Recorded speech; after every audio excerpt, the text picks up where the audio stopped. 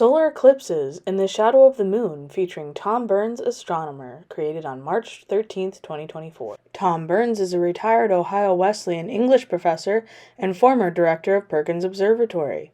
A lifelong astronomer, Tom talks about solar eclipses, where to view the April 8th eclipse, and shared eclipse lore and legends.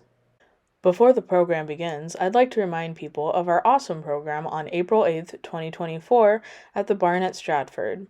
This program will have 3 outstanding presenters, will start at 11 a.m. and will end at 5:30. Join us as we learn about the different traditions Indigenous and Appalachian people have surrounding the solar eclipse.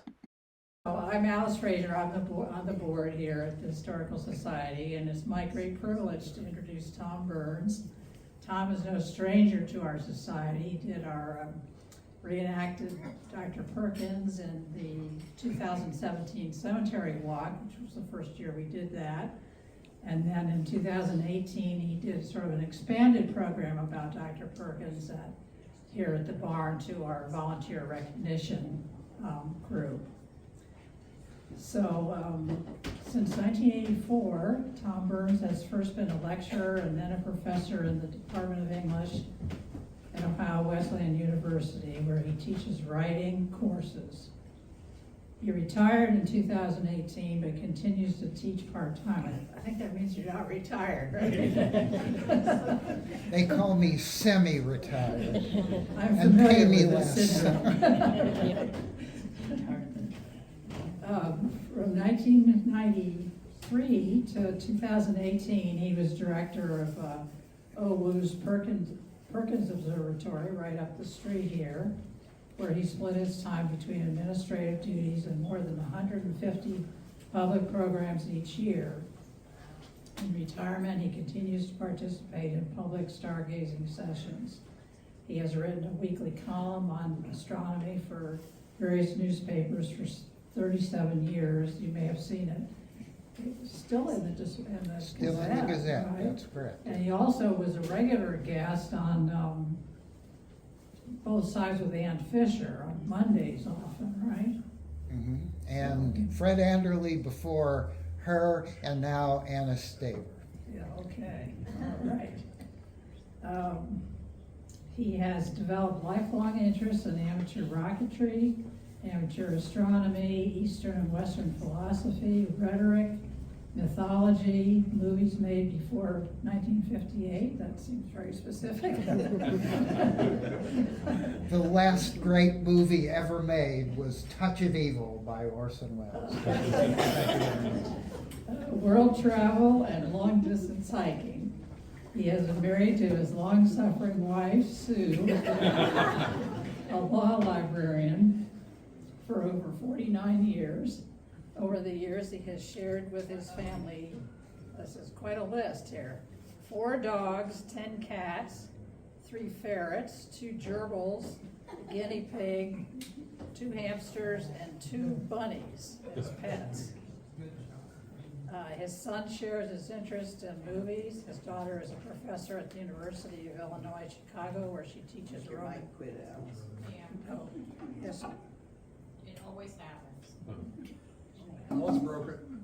Another triumph for modern technology.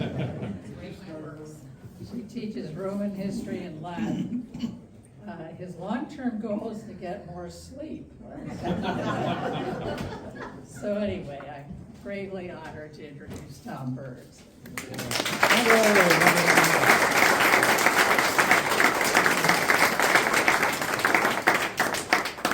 I have to say, can everybody hear me okay? I have to say, for people like me, this is the Super Bowl of astronomy. And it's important to realize where you are and how much of a total solar eclipse you're going to get. I'm glad you're having a program here. If it's cloudy here, I think you should run. And if you're on the edge, I know a lot of people, and I've talked with a lot of people about all of this, and they say, well, I'm right on the edge of the eclipse path. I get 10 seconds of totality, or one person who said, well, I get a 99.8% totality, and that's good enough for me. I would just like to say to you now, if it's cloudy here, God bless you, folks. Run toward clear skies. And I'll show you a map and a couple of websites, I hope, that will allow you to do that. Because, as the great essayist Annie Dillard once wrote, the difference between a partial eclipse and a total solar eclipse is the difference between kissing a man and marrying him. She followed this up with another analogy. She said, it's the difference between flying in an airplane and jumping out of one.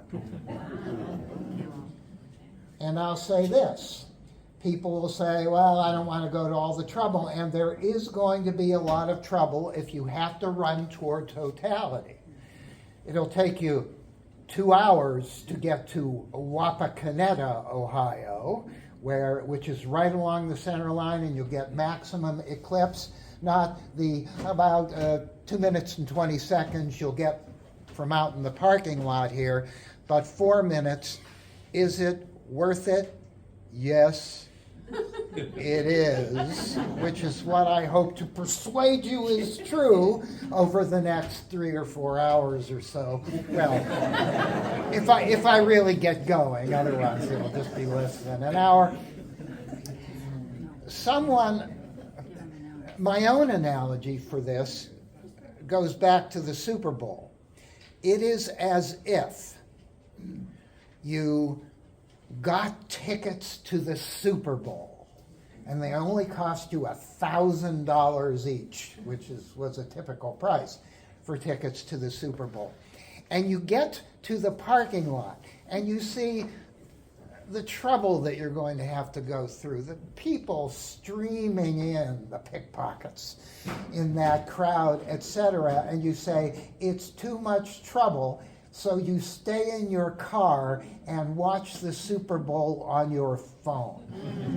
That's the difference between seeing a totality and just seeing the partial phases, or not seeing anything at all because you're not unwilling to go to a little trouble to make this happen. And why? Because on the spot you are standing now, or any spot on the face of the earth, the average time between total solar eclipses is 400 years. There hasn't been a total solar eclipse visible in Ohio for 200 years, which means if you don't see it and you decide you don't want to travel, your children, their children, their children, and their children, and their children, and their children will not get the opportunity.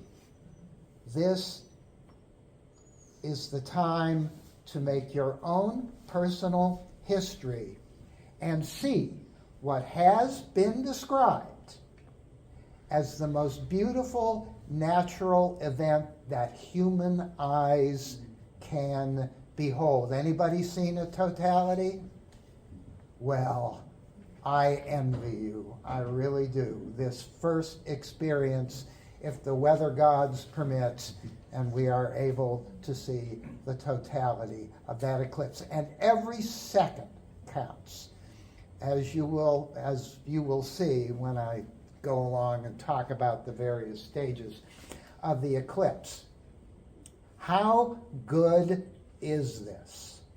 Well, I can only talk about my first totality, which was in 1991. We were taking a cruise off the coast of the Baja Peninsula, and this cruise was composed totally of astro nerds. Yes, sing it out and sing it loud. I'm an astro nerd and I'm proud.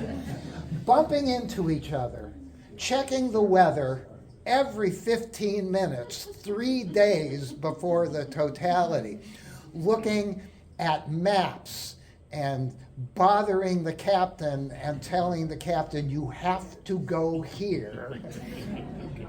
Trust me on this, folks. You don't tell the captain of a ship to go anywhere. And I spent a good deal of my time sitting alone at the outdoor bar talking to the Filipino bartender. And he said things like this. The first thing he said, you people no drink. You no drink? Cruise company makes no money. Cruise company makes no money. I lose my job. But then my favorite one, a day later he said, you people are crazy. You no drink. You no go to disco. You no party. What wrong with you? To which I replied, just wait for the eclipse and you'll understand why we are the way we are. So, there we are, the day of the eclipse, on the bow of the ship, so crowded that we were literally shoulder to shoulder. You could not move. And I see my Filipino bartender on the far edge, elbowing his way to stand next to me. And so the partial phases, which were an hour and a half, passed very slowly. And then there was the moment of totality. We ripped off our eclipse glasses. I handed the bartender my binoculars so that he could see the glorious outer atmosphere, the corona of the sun, with his own 2 eyes, close up and personal.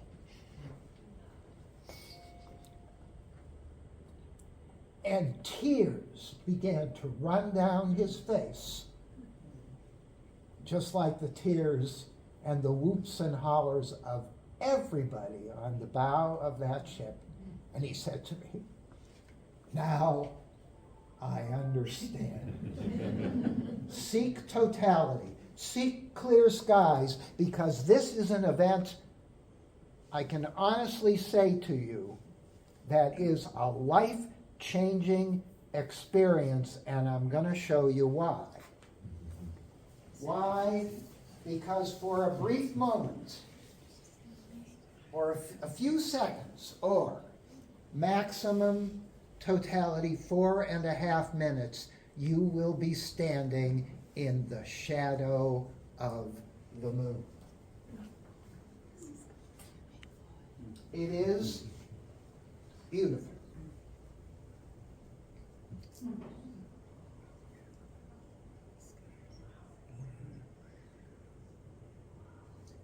But to understand its beauty, you have to understand the 2 main actors in our cosmic play, and they are the sun and the moon. Now, I remember sitting in an astronomy class as the aged professor. I'm not making fun of him. I'm the aged professor myself now. Walked slowly up to the podium, grabbed it with both hands for dear life, and said, what is the sun? The sun is a star, and a star is a ball of exploding gas. Boring, my friends, because this does not begin to capture the power, the majesty, the intensity, the ferocity of a star like our sun, because what the sun is a bubbling, a boiling, seething, heaving cauldron of thermonuclear energy a hydrogen bomb blowing up with the power of trillions of hydrogen bombs every second, and a star like our sun has been doing that for 5 billion years. Can I hear a hallelujah? Can I hear an amen? Thank you, brothers and sisters. The sun is a ball of exploding hydrogen gas. It's a hydrogen bomb, my friends. You don't want to be looking at a hydrogen bomb, except for that brief moment, that 2 minutes and 30 seconds here, or 20 seconds out here. For the first time in your life, you will be able, perhaps, to see the glory of the sun with your own 2 eyes, and you won't go blind doing it either. Now, just a word about the sun. The light that you are seeing is its outer atmosphere, called the corona. Any Latin scholars in the crowd? Corona means? Crown. Crown, that's right. Or garland, as we shall see. But it's an honorific for royalty. And again, if you see it for yourself, you'll know what I mean. The light that you are seeing began deep in the center of the sun, where the pressure and heat, incredible heat, crams hydrogen atoms together to make helium, neutrinos, and energy. And that energy, in the form of tiny little particles called photons, bubbles and boils and heaves its way to the surface. That process takes 1 million years. And then, when that energy reaches the surface of the sun, it explodes out into space at the speed of light, and 8.5 minutes later, you see that glorious light. There is a philosophical point to be made here. You are not seeing, when you look at that totality or those partial phases, you are not seeing what is happening now. You're seeing what happened 8.5 minutes ago. And I might add, the sound of my voice takes a fraction of a second to get to your ears. It takes a little bit more than that fraction of a second to get to your ears. In other words, what that means is that there is no now. As far as your perception is concerned, now is an illusion, just something to think about as the moon passes in front of the sun. Compare that to this tiny little ball of rock, only 2,000 miles wide, the artifact of a giant collision with a Mars-sized planet with the Earth about 4 billion years ago, just after the Earth had formed. Out of the other side squirted material from the Earth that eventually settled into a ball that we call the moon.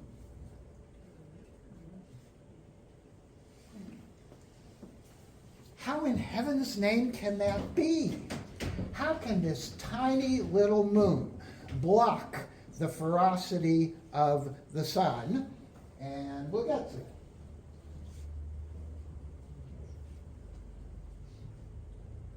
What you see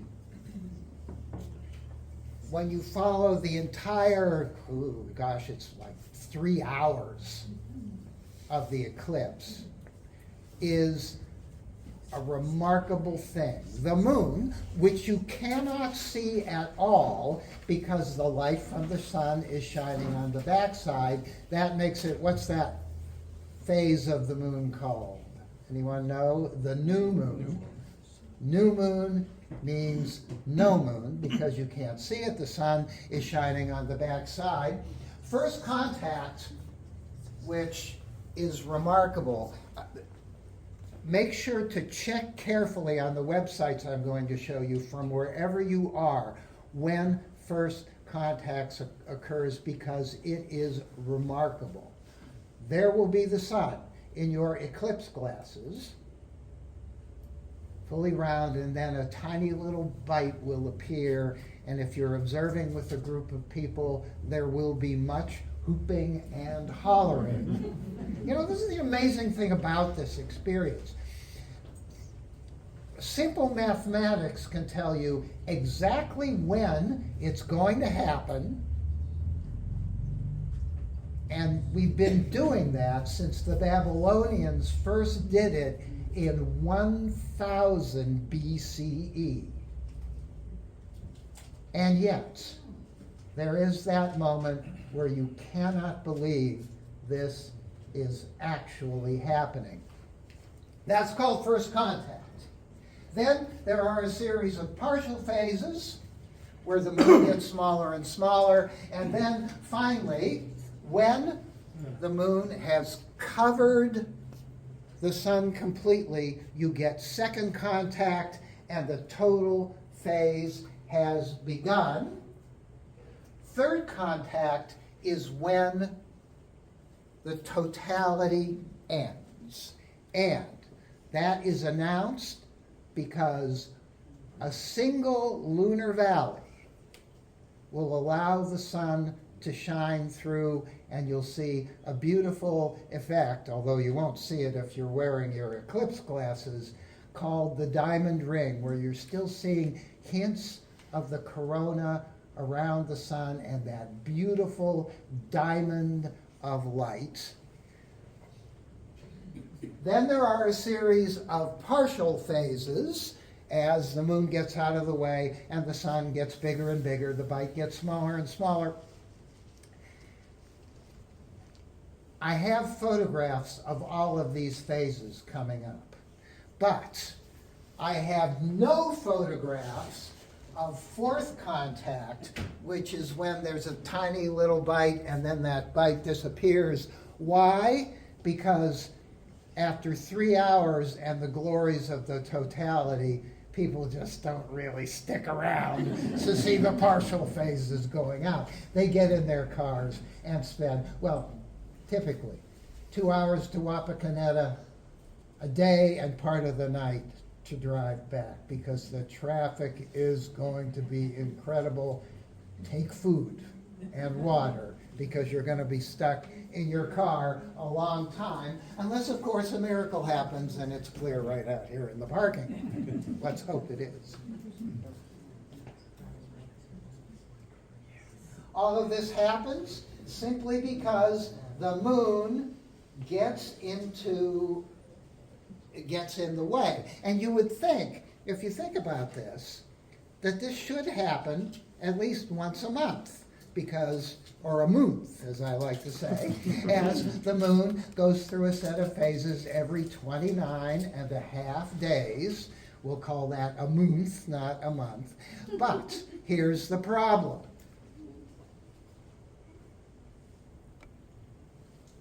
The moon's orbit is tilted 5 degrees with respect to the orbit of the sun around the sky. Hey, wait a minute, Tom. The sun doesn't orbit the Earth. Earth orbits the sun. Well, folks, I'm sorry, but I know this for a fact. When you see Earth turning and causing the sun to slowly disappear in the west, you don't put it that way, do you? What do you call that moment? That would be sunset. You think the sun is moving because it appears to be moving, so forget everything that you know about solar system geometry. For our purposes, we are going back to before 1610, and we are imagining what we actually see, that the sun travels once around the Earth every 24 hours. This creates a problem because in order for an eclipse to happen, both the sun and the moon have to be at that intersection of those two orbits at the same time. If they're off a little bit, nothing happens. What that means is that there is, in one form or another, there are 2 solar eclipses every year. Trouble is, most of them are in places like Antarctica and Siberia and places that are difficult to get to. And sometimes things aren't lined up quite right and you get different kinds of eclipses. And I'm just going to go over those briefly before we get to the good stuff. So what you get is a lot of near misses. Attack with these like that. A miss, my friends, is as good as a mile, and we get a lot of near misses. And even when we get those 2 solar eclipses, they are not always the kind of solar eclipse. And this is what I mean about standing in the shadow of the moon. A simple fact. Here's a number to remember. 400. The sun is 400 times wider than the moon. It also happens to be 400 times farther away. Now this is either one of the great coincidences of our solar system or a divine offering to us. I am not going to take a position on that subject. That's up for you to decide.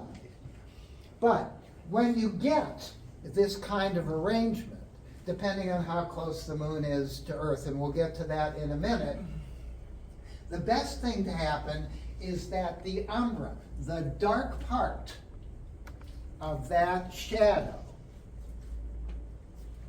hits Earth, and the width of that dark shadow, the umbra, is generally speaking between 110 and 150 miles wide. If it's 150 miles wide, you get a 7.5 minute eclipse.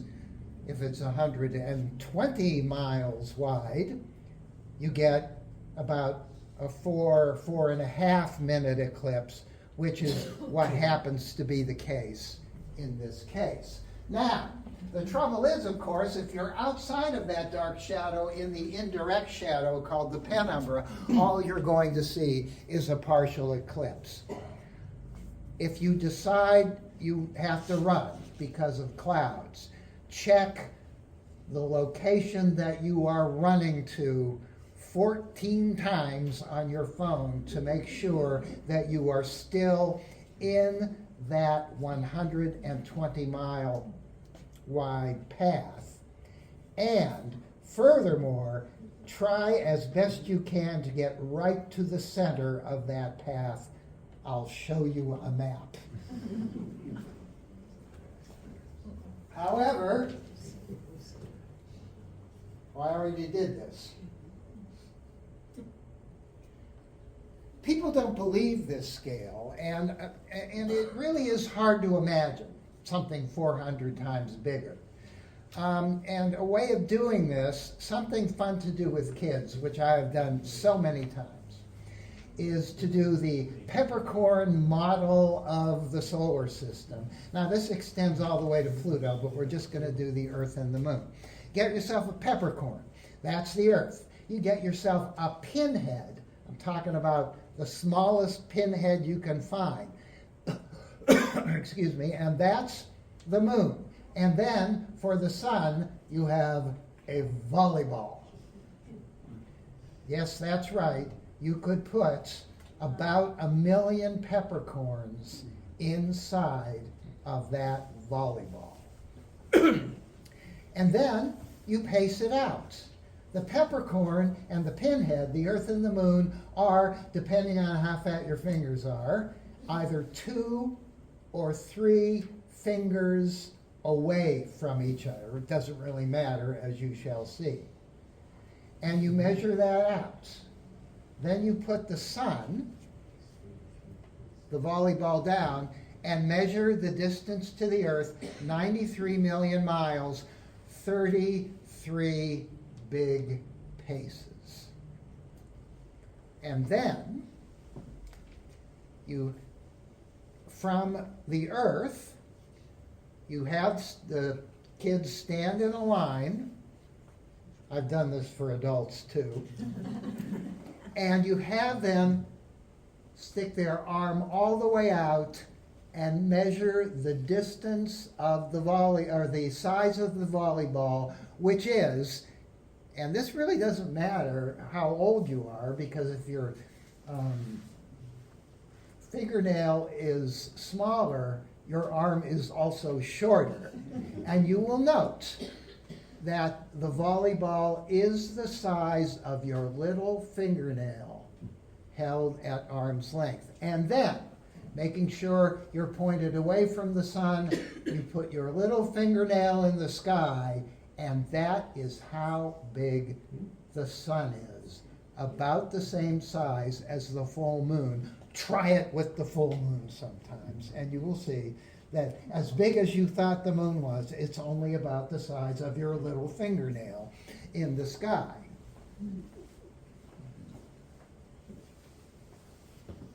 What's happening? The shadow, because the moon is moving and because Earth is spinning, that shadow sweeps across the surface of the Earth, and because Earth spins, that path is going to be different for every eclipse. And you're going to have to wait a long time before one sweeps over Ohio again. Here's a little better picture of that. This is the 1999 eclipse in Europe.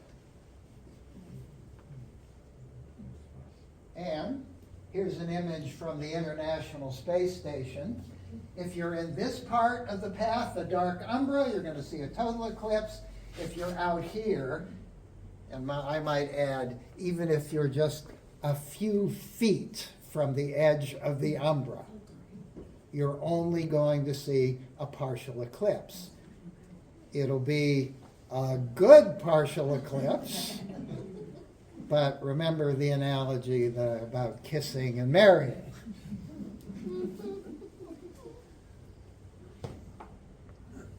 And you get a series of phases with the totally eclipsed sun at its center. But there's another problem here, folks, and that is the distance of the moon from the Earth. If the moon is a little bit closer, then you're going to get a really good total eclipse. If the moon is farther away, then you won't get a total eclipse at all. And that's because the orbit of the moon around the Earth is not a perfect circle. It's a stretched out circle called an ellipse, and this is quite exaggerated, but here's Earth at one of the so-called foci of the ellipse, and here is the moon traveling around it. And as you can see, there is a considerable difference here. Earth, on the other hand, its orbit is almost, but not quite circular, so you end up with a situation, we'll skip that, something like this. The sun, at its closest point to Earth, only varies about 3%. So the sun is not a big factor here. Here is the factor.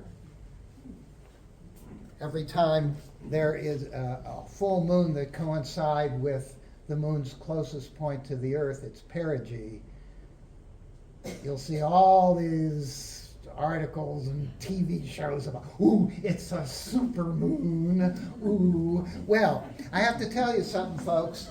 I've observed the moon at its minimum point when it's largest and when it's smallest, and you won't be able to tell the difference looking.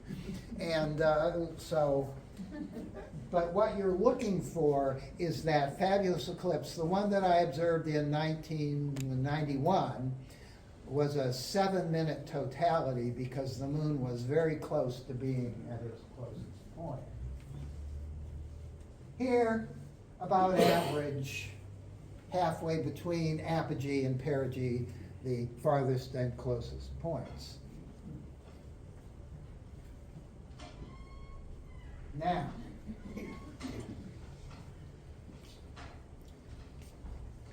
there are people on the face of this earth who are just nuts about this experience.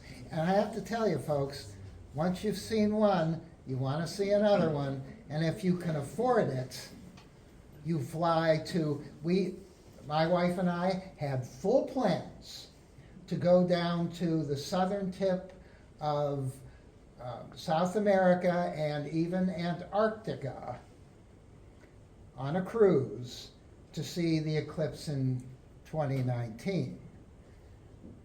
Why didn't we go? 2019, they canceled our cruise. Death is a small price to pay. No, it isn't. Okay, I won't go that far. Serious illnesses. In the case of this eclipse, the path of that shadow as it sweeps across starts down here in the Pacific Ocean and moves upward.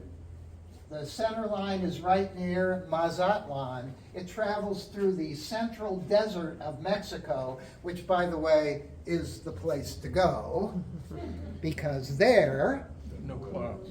no clouds, that's right. Or to put it another way, you've got a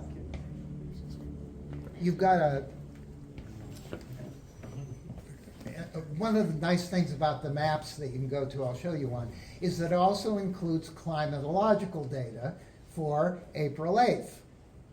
Where you are standing now, 69% chance of clouds. It's April. You know, the bring May flowers. Down here, just off the coast of Mexico, and in that desert, 21% chance of clouds. Are people willing to spend thousands of dollars to do this? Yes, they are. Eventually, that shadow sweeps at 1,000 miles an hour. This shadow is moving up here into Ohio. And in Ohio, the partial phases begin, depending on where you are, in southwest Ohio at about 1:50 p.m. daylight savings time. And then by the time it gets up to where we are now, just south of Delaware and into Delaware, it's about 1:55. Check those numbers carefully, because you want to be wearing your eclipse glasses. If it's at 1:54, you want to have your eclipse glasses on by at least 1:52 or something like that, because first contact is a great experience. Close up of Ohio. I want you to notice something. If you are on the southern edge here, I happen to live right about here, where we get a glorious 1 second of totality. Travel up to Delaware, you get about 2 minutes and 20 seconds, a little bit less here. Oh no, 2 minutes and 37 seconds downtown Delaware and the Ohio Wesleyan campus. Down here, it's maybe 15 seconds less. But if you travel over here, more or less, to say Wapakoneta, Ohio, what a great place to observe an eclipse of the sun by the moon. Why? What's in Wapakoneta? Who knows? Birthplace of Neil Armstrong. The birthplace of Neil Armstrong and a fabulous museum. You want to check out the museum if you go in that direction, just to remind you that the moon is the cause of all this trouble, except that you'll probably have to park 3 miles away and walk to the museum because it's going to be really crowded in Wapakoneta, Ohio.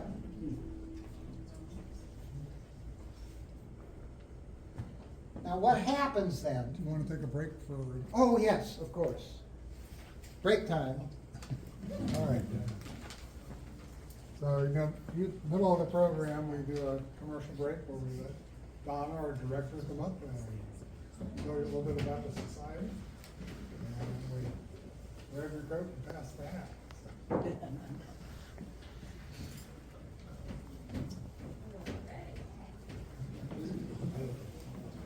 Looks like a good break for us.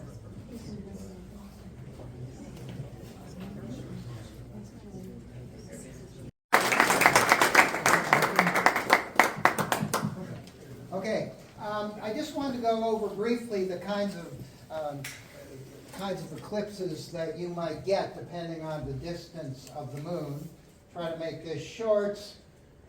Partial, annular, and total. Partial eclipses, total eclipses when you get that perfect shadow striking the Earth. But then, sometimes the moon's a little too far away, and the shadow actually hits space here, and that leaves some space around the sun to get through.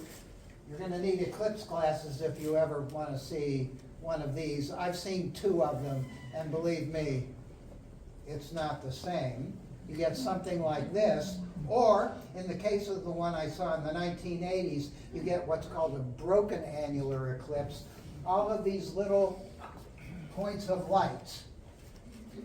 And photography cannot capture this because of the brightness of those points of light are called Bailey's beads, and that's a lot of tiny points of light that are shining through lunar valleys. You need to get the moon a little bit bigger looking than this. And then, of course, there are partial eclipses all the time, and nobody travels to see them. Here, this one would be visible somewhere in the Arctic, and you're only going to get a partial eclipse because it's the penumbral shadow, that indirect shadow, just grazing planet Earth. Partial eclipse.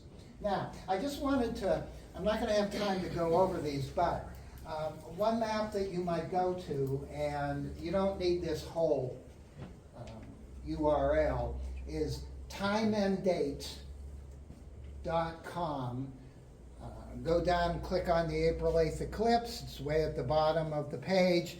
And then when you get there, click on the map, and you'll get a detailed map that you can zoom in on.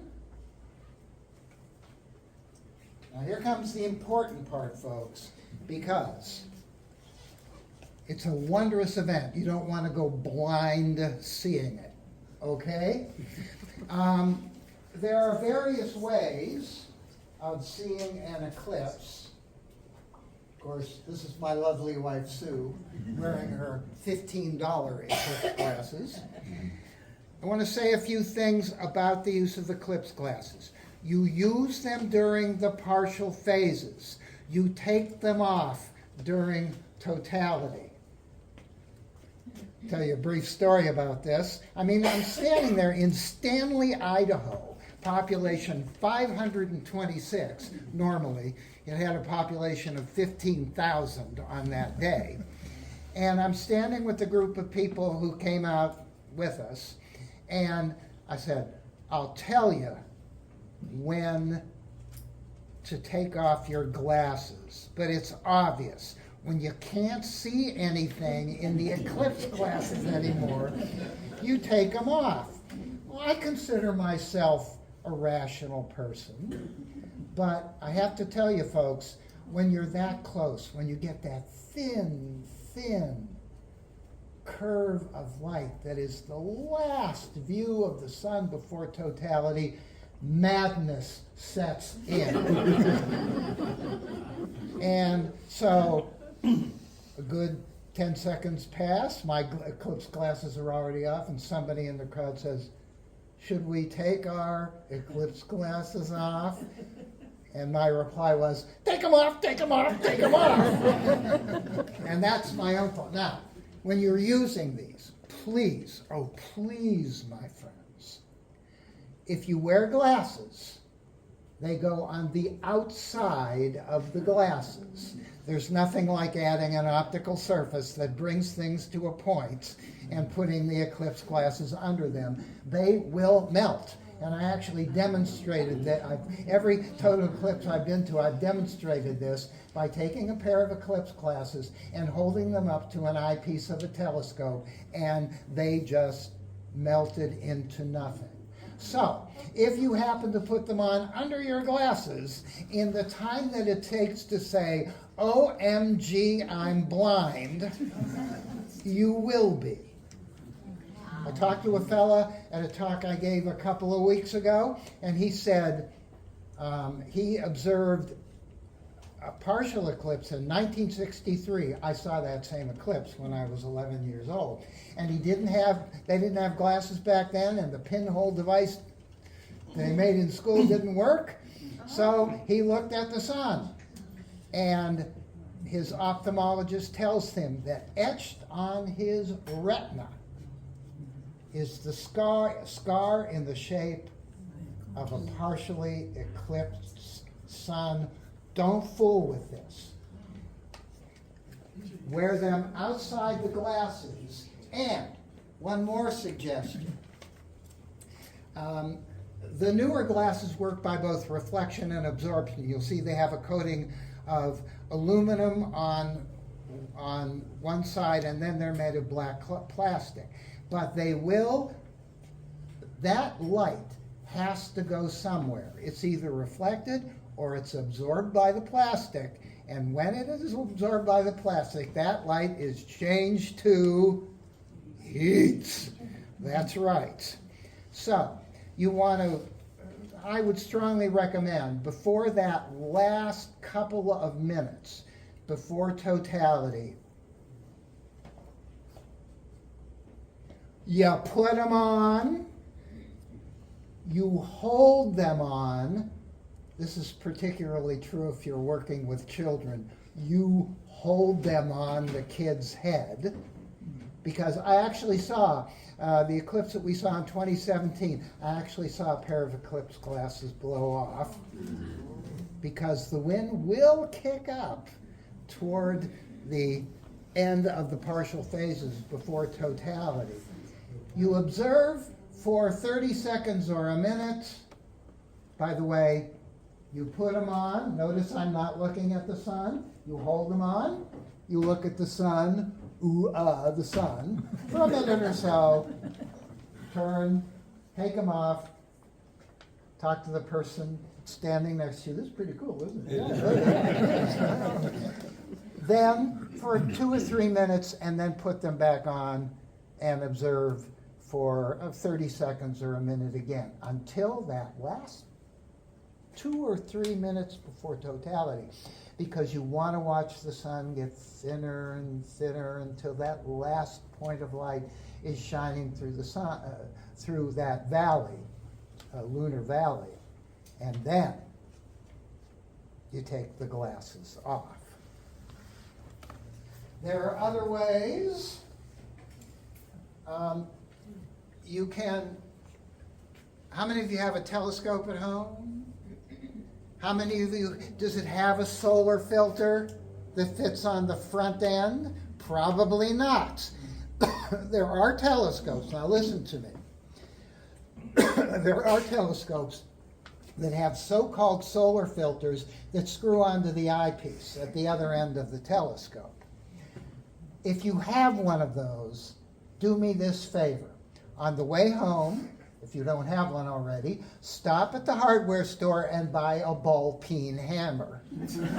Go home, grab that filter, and smash it with a ball-peen hammer and throw it away. It will not work. And what's worse, the heat from that sun coming to a focus, coming to that point, will break that filter. And before you can say, oh, you won't be able to say, oh, I'm blind. You will have damaged that eye beyond repair. Wow. That's what happens. Well, you want to know what happens when you're using a telescope to look at the sun? Go and get a magnifying glass. It is a telescope and a piece of paper. And go outside and bring the focus of the sun on that piece of paper. What happens? It catches on fire. Your eye will not catch on fire. You will irreparably burn your retina. But if you have one of these, oh, they are great to have. You will be the most popular person at the Eclipse event. Trust me. One neat thing about looking at the sun through a telescope, and this is particularly true right now, we are at solar maximum, which means there are going to be a lot of big sunspots. And it's so cool to slowly watch the moon obscure these sunspots. And it happens very slowly, so it'll be a quarter gone and half gone, etc., etc. And then, of course, there is the tried and true method of the pinhole device. Get a piece of cardboard, put a little pin in there. Actually, I've used pencil size, and it works. And then project it onto a piece of paper. This is really, actually, a pretty neat way of doing it, but it does not compare with the most dangerous. Well, no, okay, I want to talk about this. When you were in grade school, did you build one of these? It's a good idea, except for one small problem. You stick your head in there, and guess what happens? It blocks the path of the sun. So I had one of these, but I ended up looking at the sun through clouds anyway. No harm, because I only took brief glances. However, you have in your home the most powerful observing tool to observe the sun. Yes, it is a colander. And if you don't believe that's true, nice, huh? Or, one of my favorite things to do is you can make little pinholes by taking your hands, like, whoa, I'm so sorry. That's why they never work. I don't think the $5 I put in there. Okay. You take your hands like this, and you make a waffle, so that you have these tiny little holes, and you hold them close to the ground. You'll have to move back and forth, and you will get a bunch of partial eclipse images. The best way, well, this is one of my favorites too. This is the light from the sun shining through trees. Now, I'm not sure, to be honest with you, that we're going to have enough leaves on the trees by April 8th. But if we do, it's a magnificent display if you have a tree, because those every time those leaves intersect and make those tiny little points of light, you're going to see an abundance of partial eclipses. And then there are devices you can buy and spend a lot of money on that will give you a big image to show people. This one's called the Sun Spotter. I have one of these at home. But the best and most dangerous way, if you're working in a group, I actually did this down at COSI in 2094, is you project the image of the sun He means in it. 1994. 19.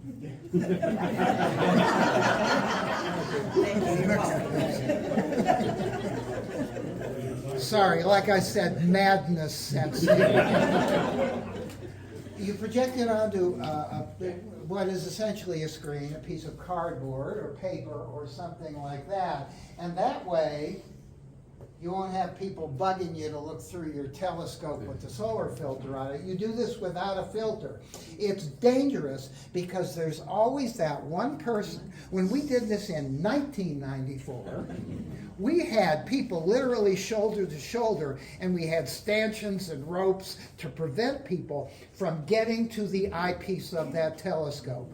One woman burst through, and her eye was just to the side of that eyepiece before I don't want to say I tackled her, but I pushed her and the telescope away from the sun.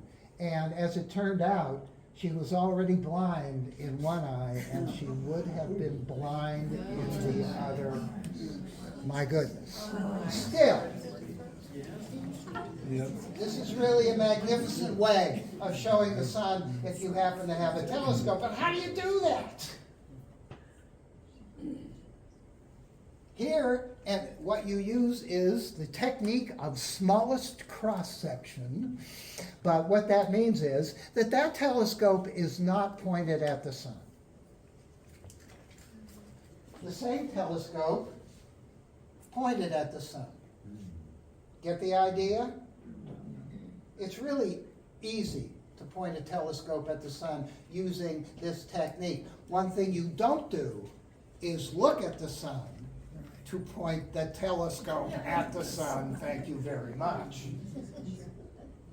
Okay, here's the big finish, folks.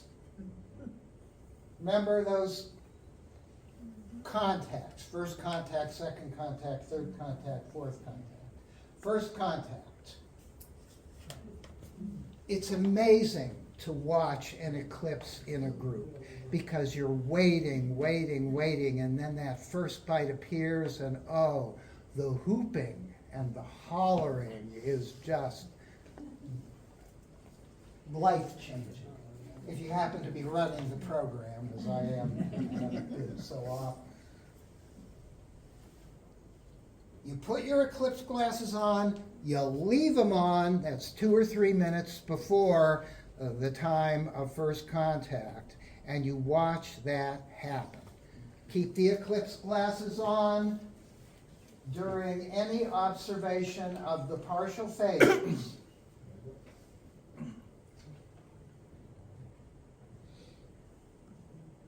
As that crescent gets smaller and smaller. Now, some things to look for. One of the things that you'll notice is that the weather will change. The wind will kick up. It will get cooler during these partial phases. I've been told that birds go to roost, but to be honest with you, when you're in an eclipse frenzy is the only way to describe it, you don't notice things like birds going to roost. But what you will also see, and this is really remarkable, take along a sheet. If you do a program here and it's clear, put a white sheet on the ground. And you will see these weird lines as you approach totality. This is caused by the atmosphere messing with the light, refracting the light. And because the atmosphere is moving around, these lines of light and dark will shimmer and shake.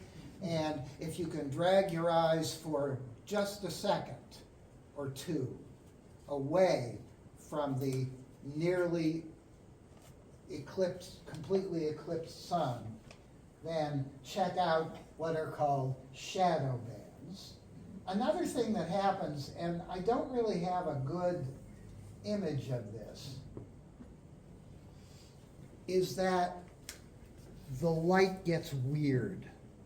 That is, you look in one direction, and because the shadows will be sharp, and then you shift your eyes over here, and the shadows won't be as sharp. It's a strange phenomenon. You've never experienced light like it before. And finally, you will see only on one side of the sun, in the direction that the moon is moving, you'll see those tiny little points of light called Bailey's beads. And then finally, oh my friends, the last light shining through the last lunar valley. Keep the eclipse glasses on. You're tempted to look, don't, for the diamond ring, which is, I will confess to you, a glorious view, my friends, which is hard to avoid as you're going in the other direction. And then, my friends, as the tension mounts,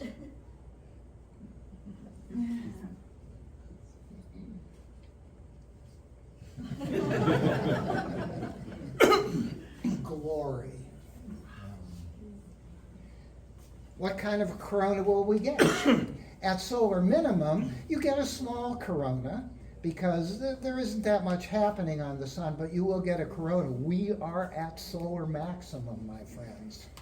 So that corona will extend 2, maybe 3 solar diameters and will be a glorious sight.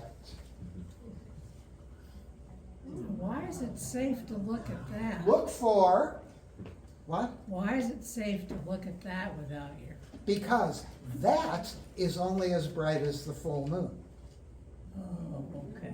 And trust me, I've looked at the full moon plenty, and I can see just fine. Now, no image I have ever seen really captures this, but you'll see these tiny red explosions on the surface of the sun called solar prominences, like jewels in the crown. Those don't hurt your eyes? No.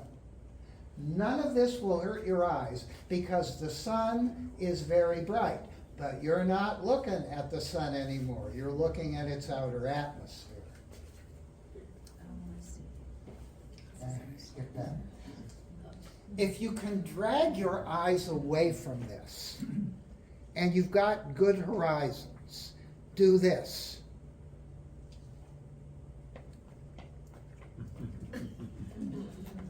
Because what you will see is a 360-degree sunset. Because you're seeing 60 miles away, you're seeing this beautiful, just over the edge of the shadow, you're seeing this, I don't know whether to call it a sunset or a sunrise, but you're seeing the colors you would see at a sunset or a sunrise. And look for planets. The stars will appear. But for sure, you should be able to see Venus down and to the right, and Jupiter up and to the left, and perhaps low, the planet Saturn. You probably won't be able to see Mars, but you will see an abundance of stars as well. And those planets are always there, but you can't see them because the sun is so That's bright. right. That is exactly right. And you will see, for example, as the sun sets that day, and it happens to be clear, you're going to see Jupiter. But you have to get the glare of the sun out of the way. And for 2 minutes and 20 seconds from here, you'll be able to do that. But Tom, Mhm. the planets aren't always there, but that's where they'll Well, be. that's at where this they will be eclipse. on that day, yes. The planets orbit the sun, they're moving around. And, I might add, if you happen to have a pair of binoculars, and you should, don't use them to look at the sun during the partial phases, obviously, but during that totality, if you look up and to the left near Jupiter, you just might see Comet Pons-Brooks, which won't be visible to the unaided eye. Remember, the eclipsed sun is about as bright as the full moon. But in binoculars, you might be able to check out this comet, which is also called the Devil's Comet. up there. Will you be able to see that? I do not know. And then, oh, after such a short time, the diamond ring now.